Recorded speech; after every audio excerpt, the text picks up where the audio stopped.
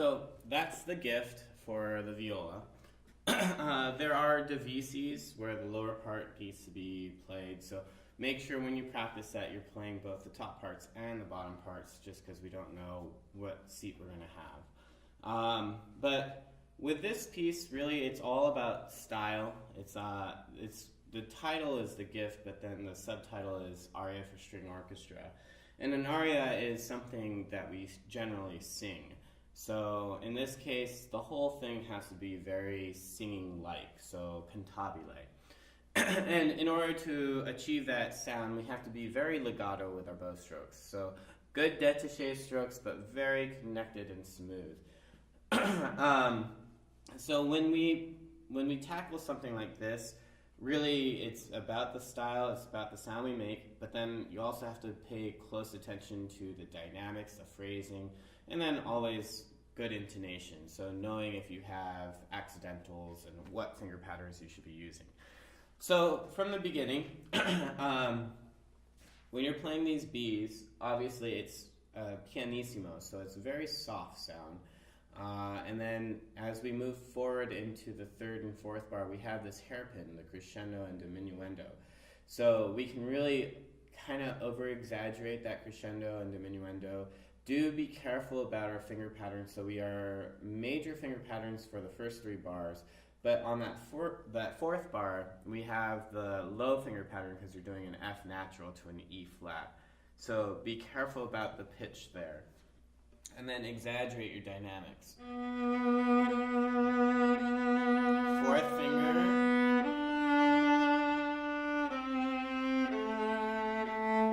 Crescendo. Now low finger pattern. And then there's also a little polka rit. So that polka rit tells us that we're going to slow down ever so slightly, right? So make sure we feel that crescendo, but then also feel that it's slowing down on the diminuendo. Going on from there, measure 5, we have a slight crescendo and slight diminuendo as well. Try and make sure that we're adding plenty of vibrato just so that these repeated quarter notes have just a little bit more warmth. It can't just be played as a single note. It really adds a lot if you can add vibrato.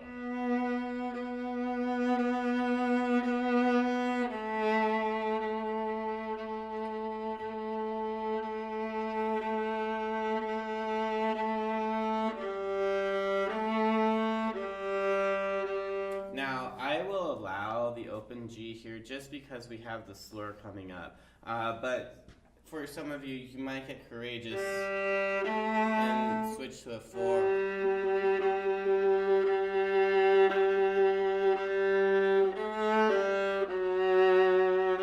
And if you use that fourth finger, it's going to help you vibrate it a little bit better. You can cheat it and do what we call a false vibrato.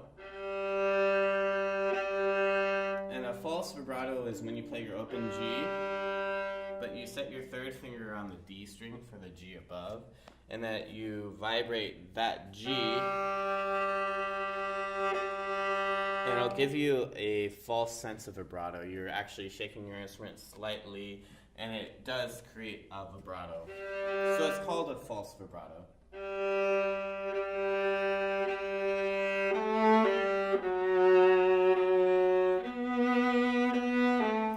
Be careful once you get to measure 10 that you're getting those F sharps really high, so high 3s on the C string, because it is in our key signature. So high 3, stretch that third finger all the way up.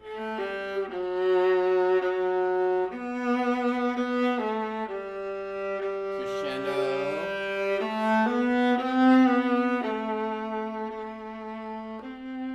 And some of the hardest things to do is to do a really effective diminuendo. So listen to yourself and you hear that you're fading away. So lighten up your bow. Make sure that the sound is representative of what you see on the page. And then once we get to measure, 13, we hit all these running eighth notes. And the eighth notes are have quarter notes and quarter note ties in between. So you have to really be counting. So when you get to measure 13, feel long quarter note. 1, 2, 3. 1 and tie. 3, 4, tie. 1 and tie. Tie. 2. 4, 2. So the really nice thing about what Mr. Hofeldt did with this piece is there's a lot of syncopation. And syncopation is basically when you're playing not on the beat, but after the beat. So the way he achieves this is by doing those ties across the beat, so we don't really feel the beat, but we feel the movement on the end of the beat. So this is measure 13 one more time. You can really hear where that eighth note falls. So it's 1, 2, 3, 4, 1, tie, 3, 4, tie. 1 and tie, 3 and 4, 1 and 2 and 3, 4, 1, 2, 3, 4, 1, 3, 4, 1, 2. Right? And then the other thing you have to be careful of is when you get to measure 16, 17, 18, on this C sharp, we start getting to more accidentals.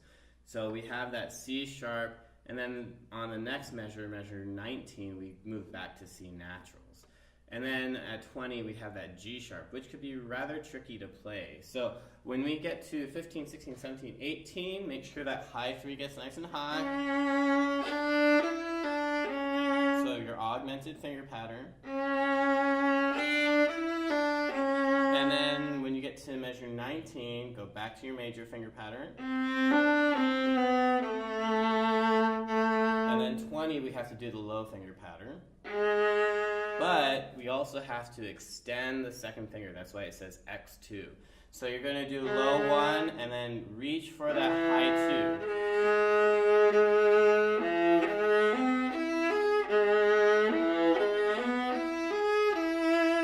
So for me, when I do this one, I'm playing a really big viola too. So I have a hard time stretching it. But when you play, you got to get that G sharp on the D string as well, so it's going to be a really high third finger.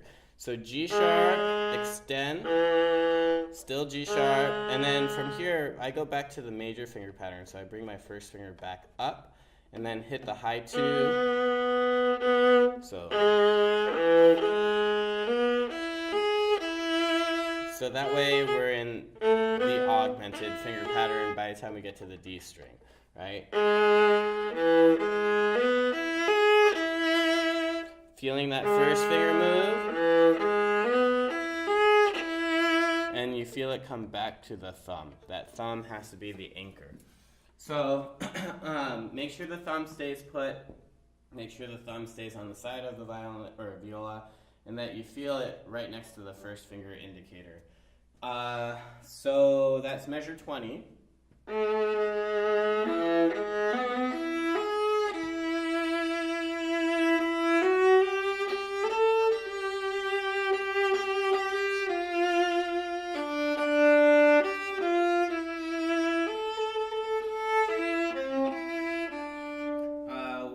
To measure 20, do an effective crescendo so that you arrive to that forte, and that's the first forte we've got. So start soft, then build, and plenty of bow. Actually, I take that back. Not plenty of bow, but plenty of weight, and save your bow. So you're pulling the maximum sound out of your instrument, but not spending a lot of bow.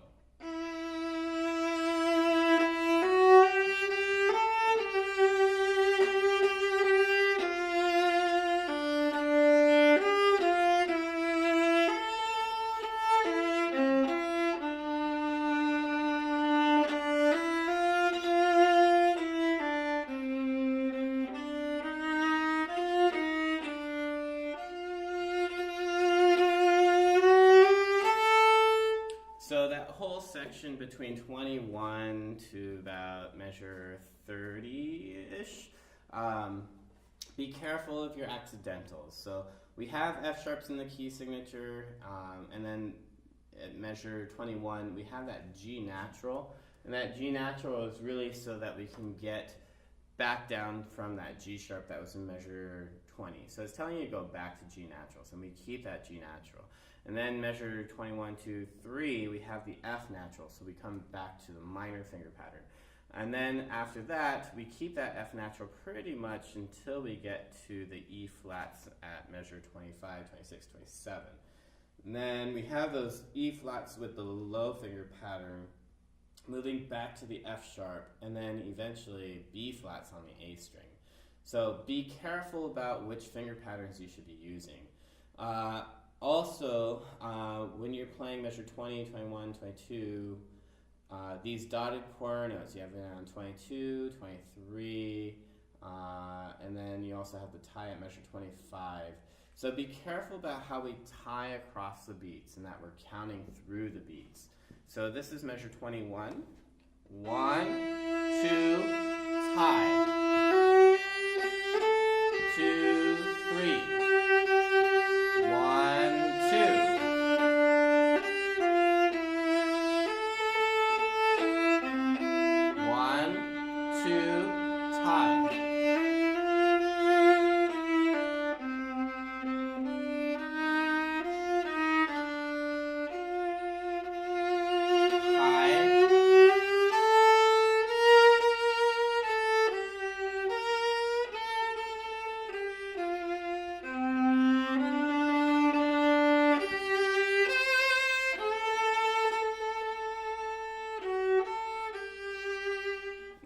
Now, when you get to measure 29 on those B flats, the eighth note, quarter, eighth note is actually one of my favorite rhythms. That's synco, pa, 3, 4. Feeling that syncopation, synco, pa, 3, 4. So practice that maybe with a scale.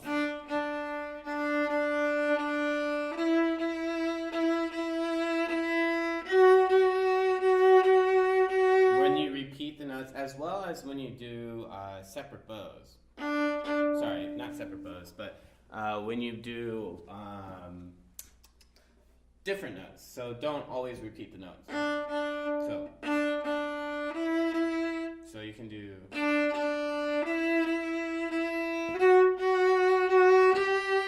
Or.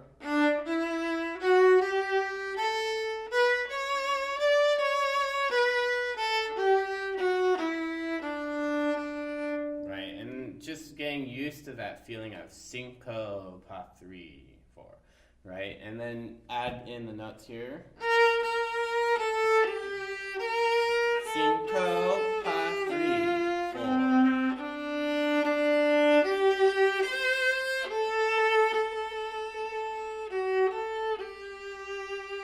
Tie, dotted quarter, 2, tie.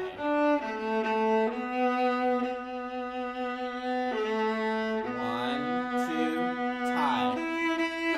1, 2. 3, 4. 1, 2. So that whole section at 35, really the finger patterns pretty much stay similar with the major finger pattern. We do have that C sharp at measure 38, but it moves right down to the C natural immediately. So you're going from the high 3 to low 3.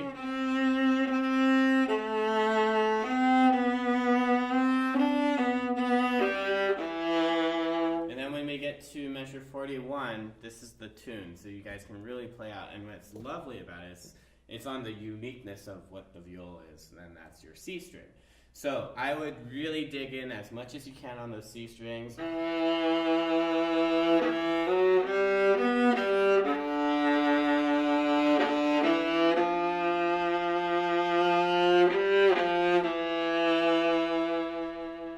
Right, and then especially when you get down to that low D, so beautiful, and you can really only achieve that on the viola.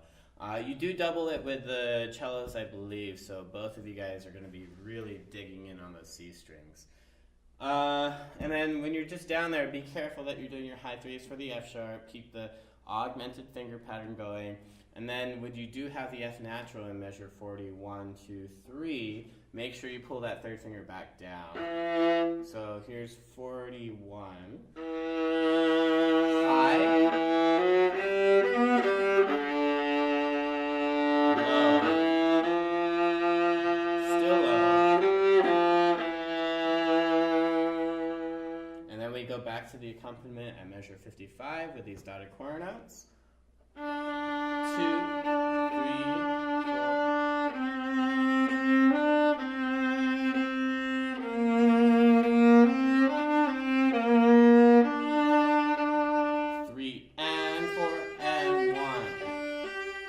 So that's a little bit tricky when you get to measure 45, 6, 7, 8. When you have quarter, quarter, and you rest on beat 3, but you come in on the and of 3. So you feel 1, 2, rest and 1.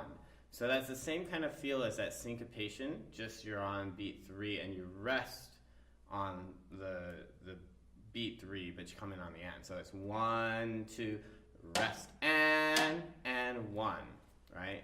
So really feel that rhythm there. So this is 45. 1.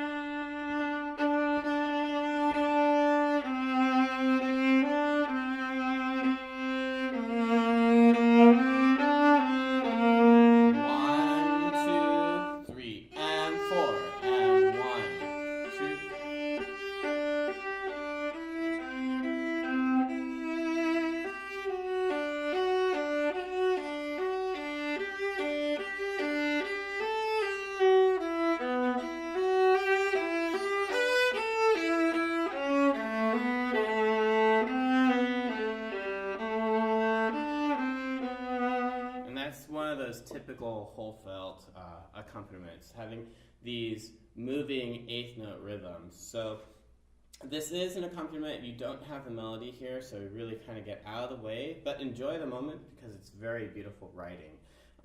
So very soft mezzo piano, and just count 1 and 2 and 3 and 4, and once you get to measure 50, this is a little bit tricky. You have your E to C.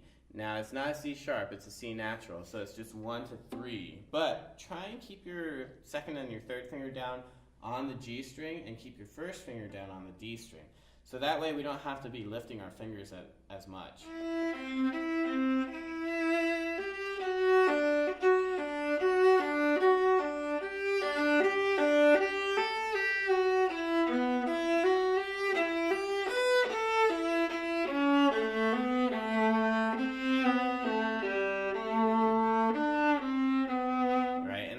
Measure 55, you have that little poco rit, so you're slowing it down just ever so slightly.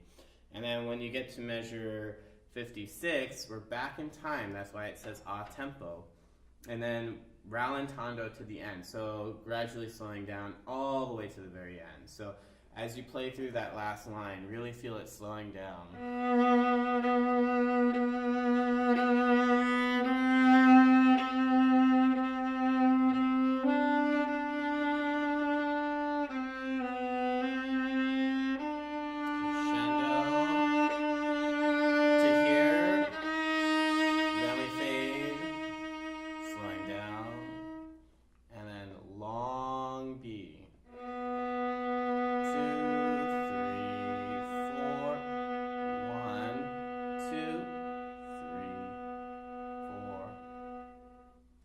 So you really have to save at the end there.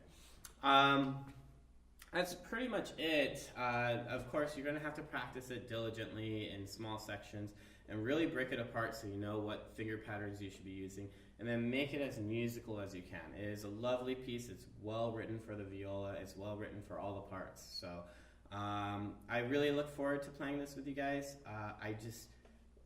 Not sure if it's going to be something that we can all tackle, but definitely if you guys put the work in, it'll be a lot of fun to play. So good luck and happy practicing.